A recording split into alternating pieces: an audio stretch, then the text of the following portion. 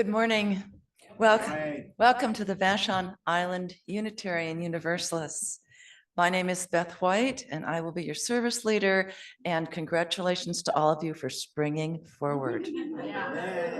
There might be some others who slip in late. If you're visiting, please participate as you feel comfortable. You're invited to stay after and join us for treats and coffee, and we even have a potluck lunch. So there's a lot to offer if you want to stick around and have conversation with us. Our congregation is committed to individual freedom of belief, welcomes diversity, seeks to promote a sense of community, and fosters religion, which enriches the spirit.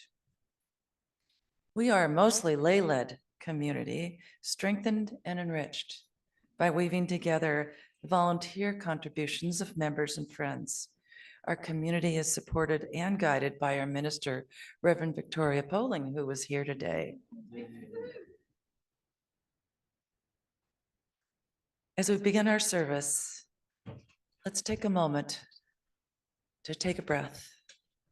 If you're comfortable, closing your eyes, putting your feet on the ground, and arrive here in your body in this moment. Taking time simply to breathe and focus on your breath as a way to relax and be present.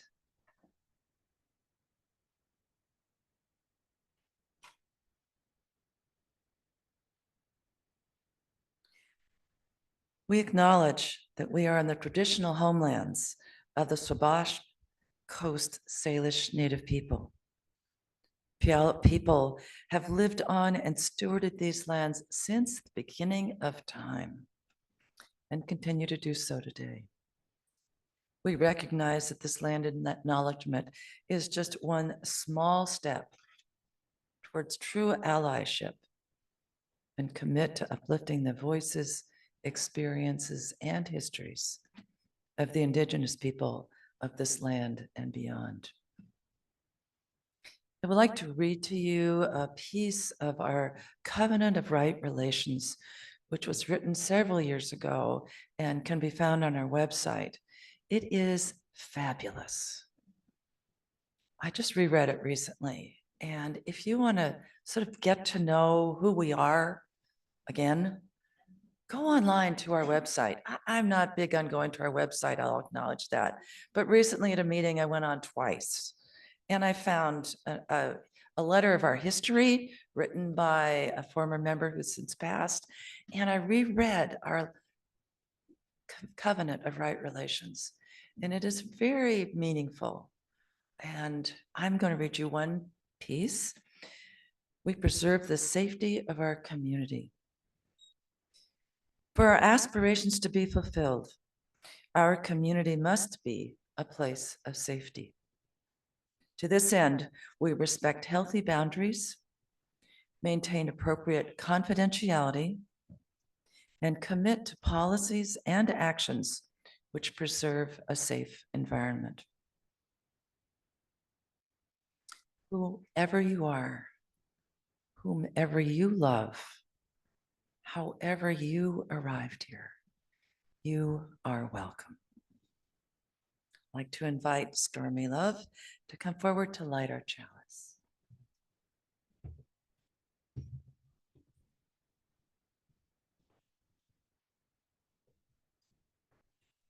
Good morning. Let us light, there. Let us light our chalices together in person and online with these words, A Sturdy Flame by Reverend Julian Lepp. On trusting we can heal a nation divided and filled with mistrust. We light this chalice with hope, a sturdy flame we nurture in these difficult times. We light this chalice with the heart of compassion for a nation divided by politics and strife. We light this chalice knowing that it will take all of us to repair this world we live in.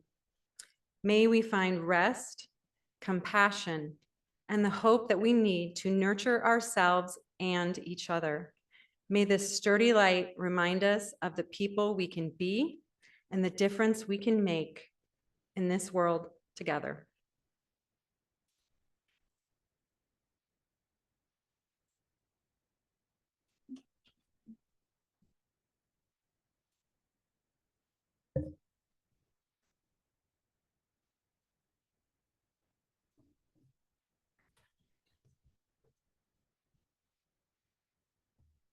I'm Reverend Victoria, and I am so thrilled to be here this morning. I'm wearing my very special ordination stole today, which was given to me by the congregation in which I became a Unitarian Universalist.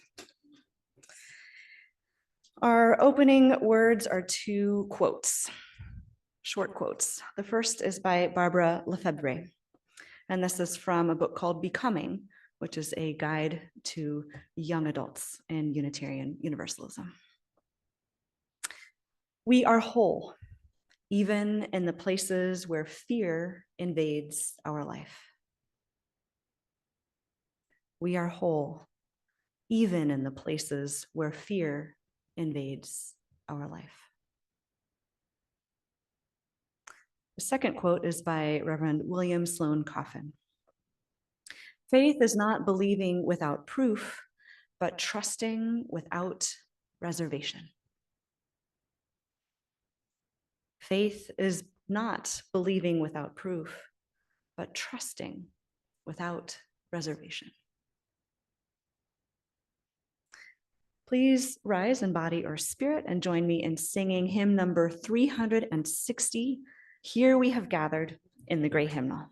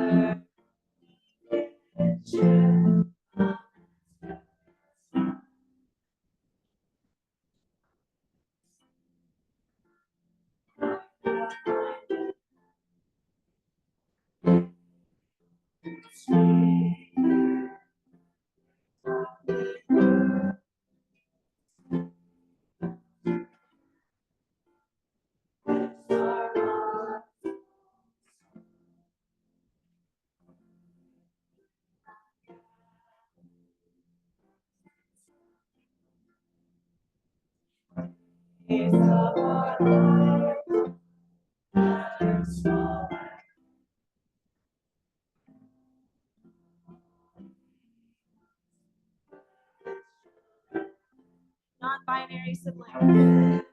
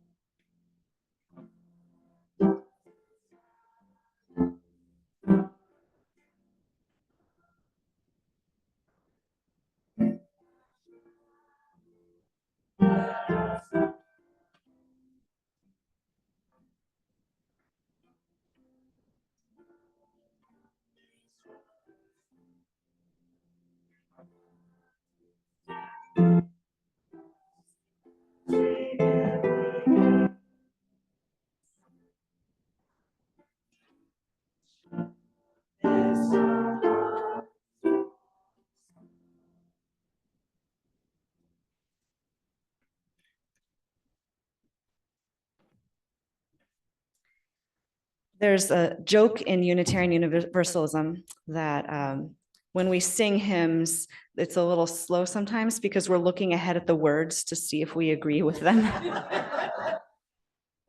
And today I found myself looking at the words saying, wait, we're missing our non-binary siblings. So wanted to make sure our non-binary siblings are included. I'd like to share a story for all ages today, for the young and the young at heart. This is a wisdom story that comes from China. And this is on our theme this morning of the practice of trust, which we're exploring for the month of March. And we're looking at our theme through the lens of trusting others and what it means to be trustworthy. So this wisdom tale is called The Empty Pot. Does anyone have an empty pot? Can you make an empty pot? Oh, very good. Okay, everyone's got an empty pot. Well, once upon a time in ancient China, there was an emperor who loved flowers more than anything else in the world. He would have felt right at home here. His palace was surrounded by magnificent gardens filled with the rarest and most beautiful plants.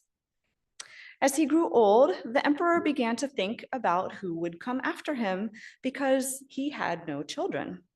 And so he decided to choose from among the children of the kingdom. So one spring day, he invited all of the young people of the lands to come to the palace and announced, "The time has come for me to choose the next emperor. I have a collection of flower seeds here. I will give one seed to each of you. The person who can show me their best in a year will succeed me as emperor." Can you all put a seed in your flower pot? We have an empty pot. There we go. Planting our seeds. Okay, so excitement buzzed through the crowd as those seeds were handed out. And among the people in the crowd was a young boy named Chen, who was known throughout the village for his green thumb. With great excitement, Chen planted their seed in a pot filled with rich soil and watered it every day and made sure it got plenty of sunlight. Weeks passed, but nothing sprouted. Not a single shoot peeked out from the dark soil. Around the village, Chen was hearing tales of other people's pots overflowing with vibrant flowers. Embarrassed, Chen tried changing the soil and adjusting the amount of light and water, but nothing worked. A year passed, and Chen's pot still just held the soil. Finally, the day came to present the pots to the emperor. And holding that pot, Chen was very nervous. All around him, the children whispered and giggled, showing off their pots filled with stunning flowers of all colors. And Chen felt tears sting their eyes. Chen's father, seeing the tears and distress, said gently, "You did your best. Your best is good enough to present to the emperor." With a heavy heart, Chen walked into the palace, and when the emperor came to him, he bowed and presented the empty pot. The emperor's eyebrows rose in surprise. "Why is your pot empty?" he asked. Chen swallowed hard and answered, "I planted the seed you gave me and I tended it every day, but it never sprouted." The emperor nodded and then turned to address the crowd. "I have decided the new emperor will be Chen." A gasp went through the crowd. Chen was astonished, but my pot is empty." The emperor smiled. "I gave everyone boiled seeds, which would not grow. All of you except Chen have brought me pots with flowers. If you had planted the seeds I gave you, they could not have grown. Chen was the only one honest enough to present me with an empty pot." The court erupted into applause as the truth sank in, and the emperor continued, "A great leader must have courage, integrity, and honesty." And Chen demonstrated these qualities by being truthful, despite the temptation to pretend otherwise. So Chen became emperor and ruled wisely, and under Chen's reign, the kingdom prospered. Chen always kept that empty pot on the desk, reminding Chen's advisors that honesty and integrity should be at the heart of all their actions.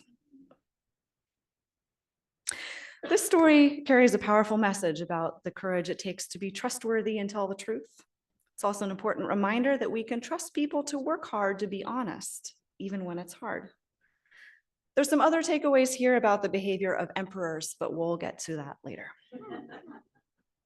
So in the weeks and days ahead, may this story help all of us, kids and adults alike, to have the courage to tell the truth and trust that people will work to be honest.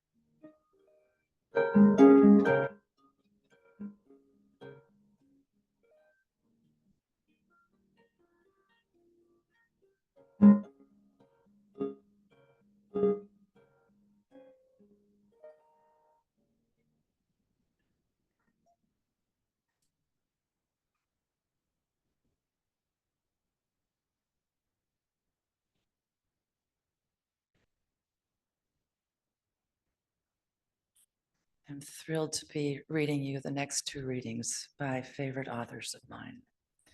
The first is by Brian Doyle. All you can do is face the world with quiet grace and hope you make a sliver of difference. Humility does not mean self-abnegation, lassitude, detachment. It's more a calm recognition that you must trust in that which does not make sense, that which is unreasonable, illogical, silly, ridiculous, crazy by measure of most of our culture. You must trust that you being the best possible you matters somehow. That trying to be an honest and tender parent will echo for centuries in your tribe. That doing your chosen work with creativity and diligence will shiver people beyond, far beyond your ken. That being an attentive and generous friend and citizen will prevent a thread or two of the social fabric from unraveling. And you must do all of this with a certain knowledge that you will never get proper credit for it. And in fact, the vast majority of the things that you do right will go utterly unremarked. This is what I know, that the small is huge, that the tiny is vast. Brian Doyle. Second reading is from President Barack Obama. Progress is bumpy. It always has been. But because of dreamers and innovators, and strivers and activists, progress has been this nation's hallmark. I'm fond of quoting Dr. Martin Luther King Jr., who said, "The arc of the moral universe is long, but it bends towards justice." I believe in that. But I also believe that the arc of our nation, the arc of our world, does not bend toward justice or freedom or equality or prosperity on its own. It depends on us, on the choices we make, particularly at certain inflection points in history, particularly when big changes are happening and everything seems up for grabs. Let's hold a moment of silent meditation and contemplation as we consider these words.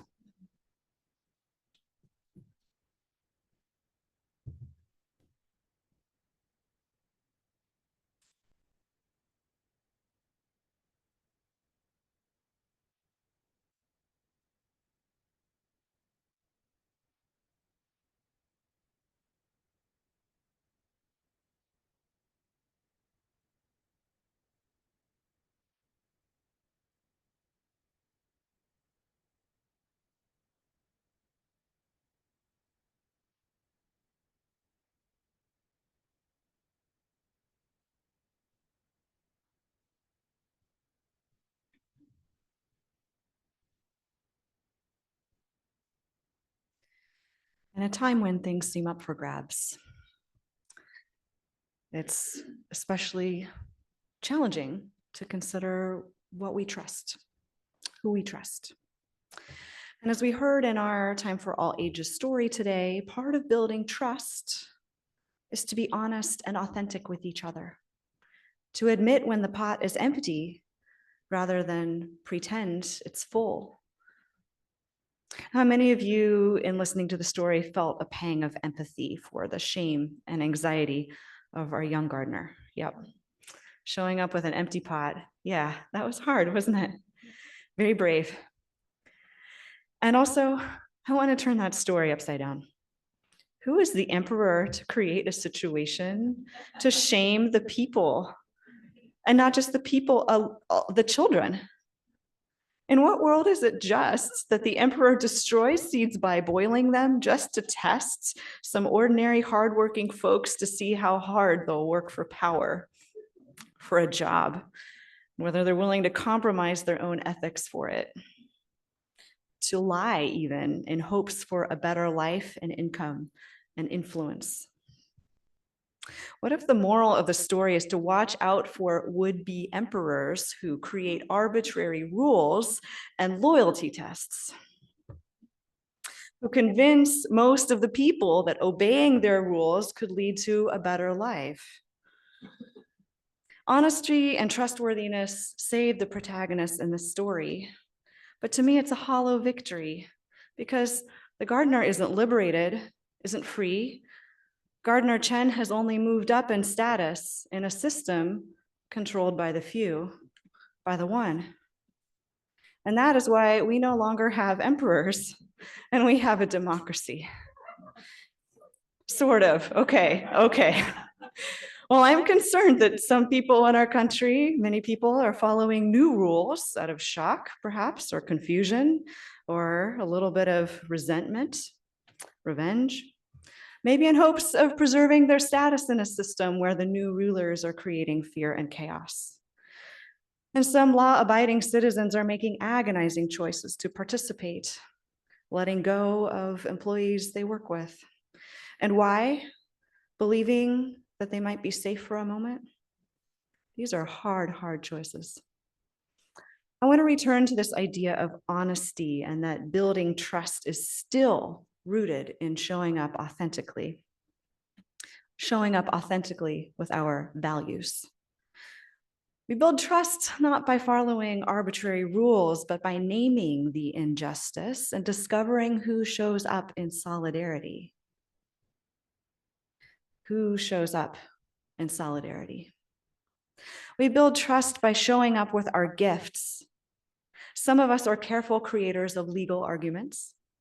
Some are skillful friends of encouragement and community organizing. Some are hopeful gardeners of the spirit and songbirds of joy. All your skills are needed now for resistance. Some of you might be thinking, well, I'm a certain age. What can I offer?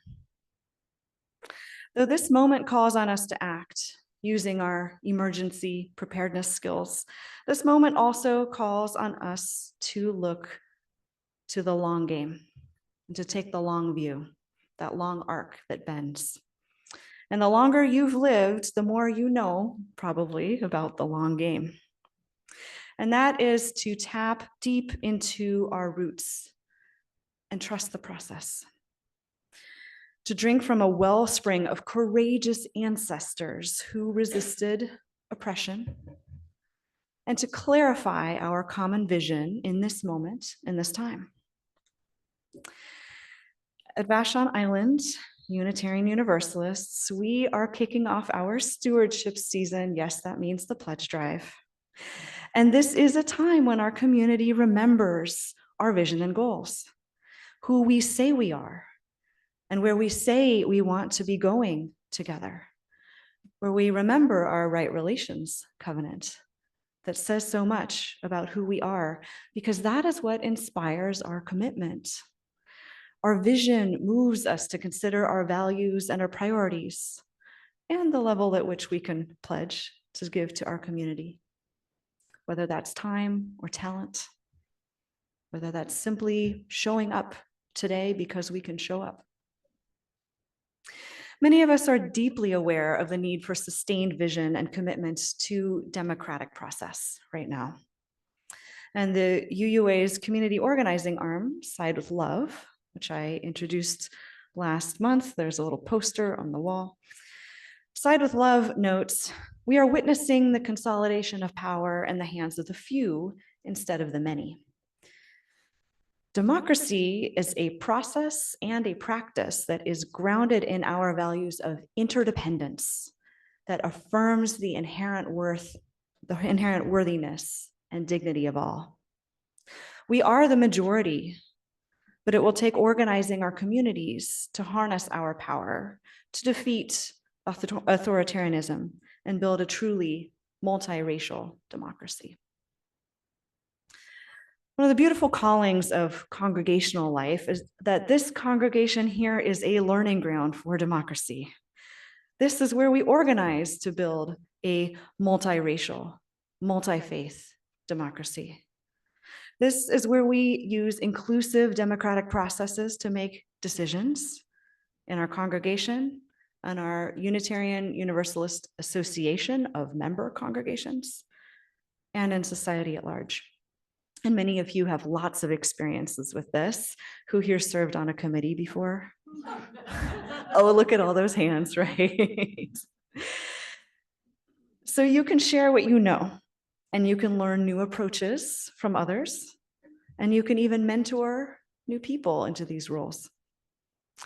Here in our congregations is where we put our shared UU values into action, when we affirm that we will work to be a diverse and multicultural beloved community where people thrive, where we covenant to stop systemic racism and all forms of systemic oppression. Here is where we learn how to participate, to serve as delegates to our General Assembly, where business is conducted through a blend of covenant and compassionate relationship and parliamentary procedure. It's imperfect work, and to be honest, it can be boring and tedious, as well as occasionally contentious, which is why we keep returning to relationship, to hospitality, to sharing meals together, to lighting a chalice together, to reading poetic and inspiring words that lift up and remind us of our ancestors, and to opening our hearts when we check in with each other before meetings, which is why our meetings go for an hour and a half rather than an hour, because we ask, how are you? How are your spirits? What is alive for you? These check-ins humanize us, and they help us see each other and build that trust and connection. This is our process. And as we move at the speed of trust together, I'm listening to you and hearing longings for safety and sanctuary, as well as for influence on what is happening in our democracy. And I now, going into my third year as a parish minister, I'm also asking myself, where is my call leading me as a minister? So I want to be honest and authentic in sharing my vision with you. First, a little bit of context.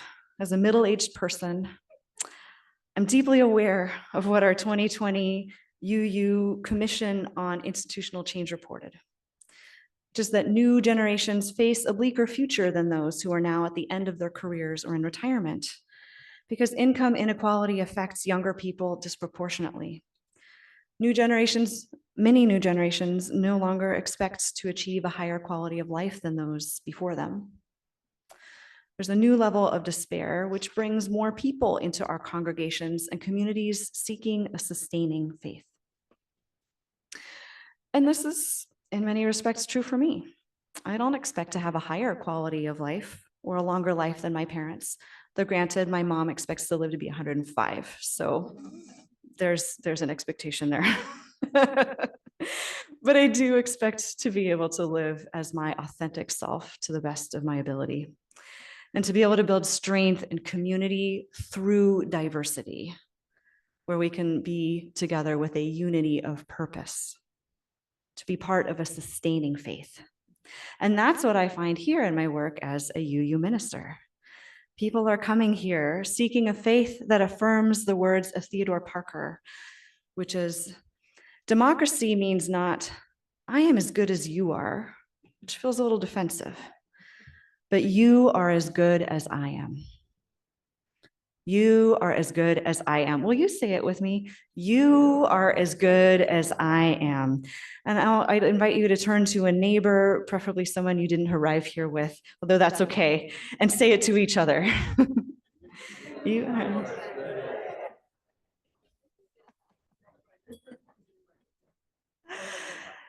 That's right. That's right, because we affirm the inherent worthiness of every person and we think well of ourselves. So we think well of each other. And it chokes me up a little bit just to notice that sense also, as we say this, of longing and the importance of being affirmed like this, because who can ever get enough of it?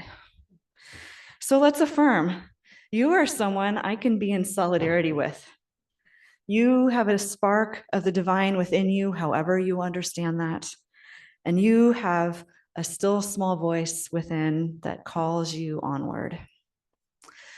And when I look within and consult that voice of the sacred in me, I hear a calling to be together in solidarity in this time as a congregation that can heal the heart. A congregation that can heal the heart of members and ministers, that can heal the heart of democracy, that can heal the heart of the world. What could it mean for us to be a healing heart congregation? Well, a healing heart congregation shows up with love when people are heartbroken. As we affirm in our covenant, love is electric. And that flow of love enables us to transcend smallness, to heal from injury. That love generates joy and gratitude and inspires service. Love in action is our foundation for spiritual growth. Who here's put love in action this week? Who here's received love in action this week? A healing heart congregation encourages Unitarian Universalists to respond to practical opportunities to articulate your values and put them into action. Our covenant proclaims that our love calls us to act for peace and social and economic justice, freedom of belief and protection of the planet and its inhabitants. And though each step may seem small, we persevere, our spirits renewed by involvement. And by our actions, we hope to inspire others to participate. A healing heart congregation supports and strengthens and cares for volunteer lay leaders as you develop your spiritual and social and leadership skills so that you can live out your callings for justice and care and leadership, as well as followership. Who here feels a calling to one of those things in some way in your life? I see some hands, yes. A healing heart congregation teaches transparent democratic process so that we become a diverse multicultural community where all can thrive. A healing heart congregation creates safety and respects healthy boundaries and maintains a beautiful sacred space so that we can support each person's deepest dream for being alive. And I am quoting from the VIUU Covenant of Right Relations. This covenant is so beautiful, and I really believe in this healing heart ministry we're already doing together, because I have received this gift already from you. You have been an important part of restoring my dream of ministry, and my relationship with you has healed my minister's heart. So I'd like to tell you a story about where I'm coming from, because the sort of shock treatment we're experiencing in our country around dismantling of DEI programs is part of a backlash that has been growing for many years. And in 2019, this backlash actually erupted in Unitarian Universalist spaces, specifically at the General Assembly in Spokane. And UU ministers, members, congregations were caught up in an intense conflict to define and defend DEI work and how to do it. You might be surprised to hear this. If you're interested in the details of what happened, I have a great deal of material I can share with you at some point. But for now, I just want to share the ripple effect and the impact that it carried with me into our congregation. Because what happened is that members of the congregation who made me the stole, where I learned to be a Unitarian Universalist, came home from General Assembly, and a group started agitating against the approaches to anti-racism that were being diligently studied and reflected upon and practiced by teams of volunteers interested in social justice. And this was very painful in this congregation, because it wasn't so much, should we do anti-racism? It was, how do we do it? And so that controversy grew during the pandemic, when folks became isolated. Fears and tempers were fanned in isolation. And ultimately, a group split from the congregation to form their own congregation, including the wealthiest donors. And that group framed their arguments many times as free speech, prioritizing their freedom to say whatever they liked over and against the need for compassion and care for those experiencing the harm and the impact of some of this speech, these impacts that were racist. So during this time, this was very hard, of course, on the members of the congregation, and especially hard on the ministers. And these were the first women ministers that this congregation had ever had, and they weren't treated so well.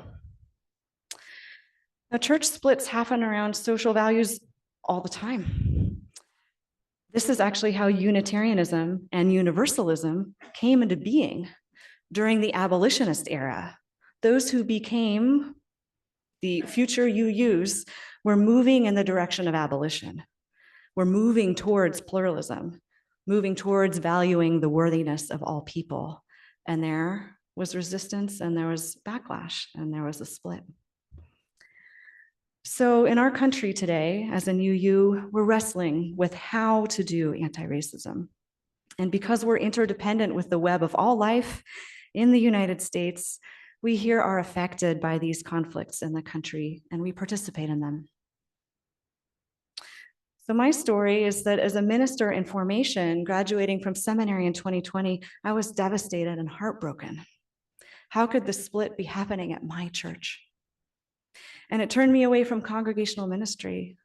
I really tried hard to become an interfaith hospital chaplain, but it didn't fit. I really did not like working in the hospital. So when I answered the call to become your minister, I was still a little bit scared of congregations.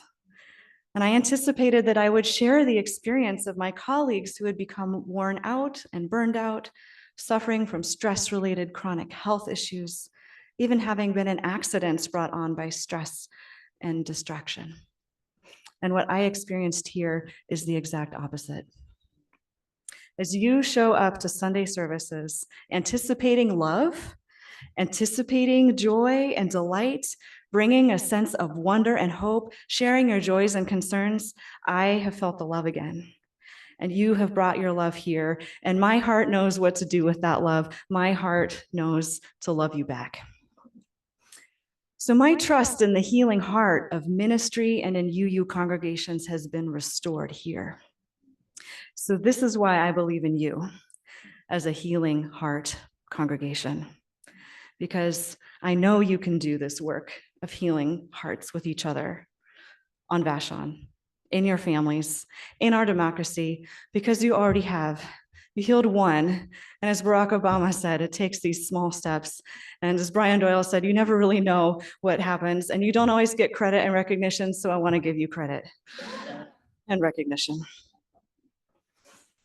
My vision for shared ministry is that we can love and we can trust and we can practice in ways that allow us to embrace more creativity, more collaboration, and more joy as we move together, celebrating diversity and full of unity of purpose. And when we practice this loving and healing relationship here, our care and our actions impact our larger community. It ripples out. It ripples out into my ministry with my other congregation. It is said that Sunday services are rehearsals for the rest of life. Here you come and you receive stories and ceremonies, songs and connections to encourage your heart, and tools to help you listen to people and resist evil and create goodness. So you just might find that this community heals your heart. And a song we sing today might be your response of resistant joy to whatever this week's news cycle brings. This story that I've just told might even be what gives you the courage to huddle up with your family and your team, your crew, and keep going. So, when we raise money each year for our congregation as part of the stewardship campaign, remember you have the opportunity to say yes again. Yes to your mission. Yes to your vision. Yes to your relationships as congregants and staff and minister.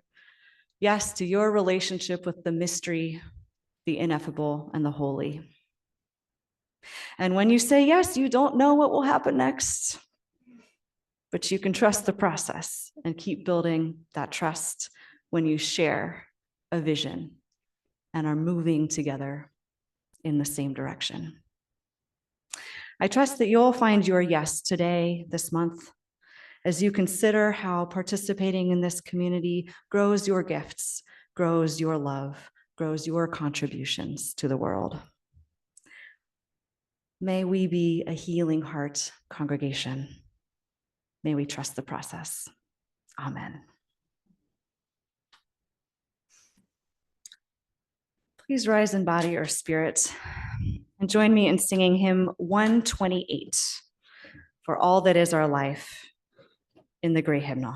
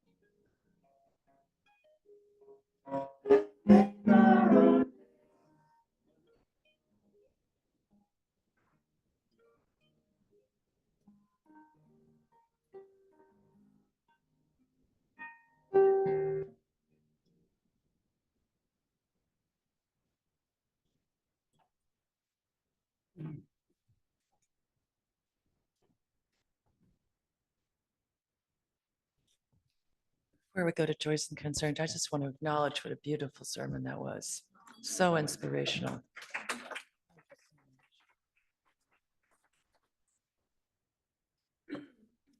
It's a joy to be a community of love that has touched you so deeply.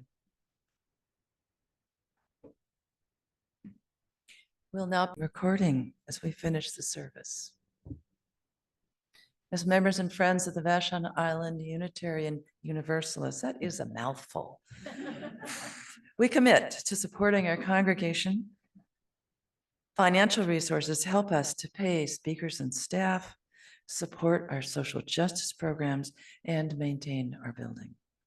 Please support VIUU with your pledges and offerings so that we can continue to be a vital community. Our congregation engages beyond our walls for peace, social and economic justice, freedom of belief, and protection of our planet and its inhabitants. Once a month, we contribute to the financial offering to a regional, national, or international organization that aligns with our values. This week's comes right home to us. So we're supporting our own beloved community. Would our greeters come up with the offering baskets? And as you receive the offering, please join us in singing something different. 4,000, number 402, From You I Receive, in your hymnal.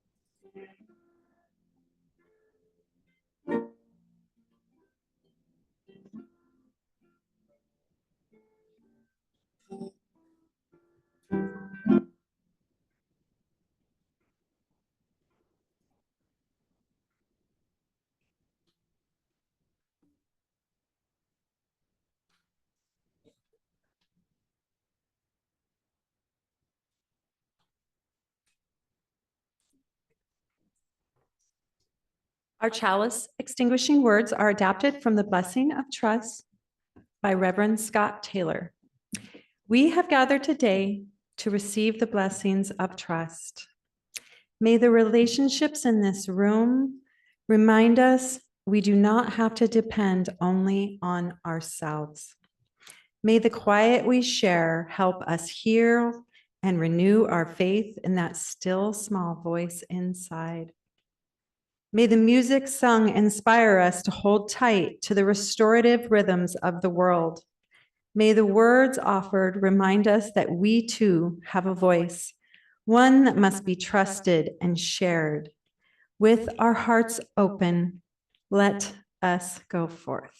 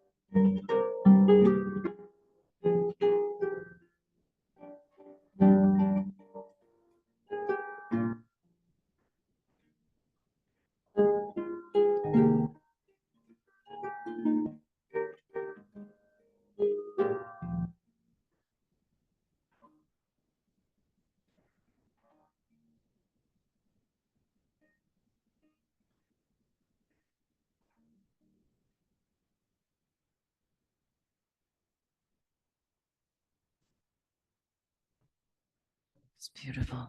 Thank you so much, Leslie. I want to thank all of you for being here today, for springing forth, getting out of bed an hour early, for our second Sunday setup team with the beautiful flowers and the wonderful food that's coming, for Reverend Victoria, for your inspiration and love, for Leslie, and for all the people I've forgotten. I'm so glad. Okay, it's announcement time. If you have an announcement to share that's related to VIUU, that's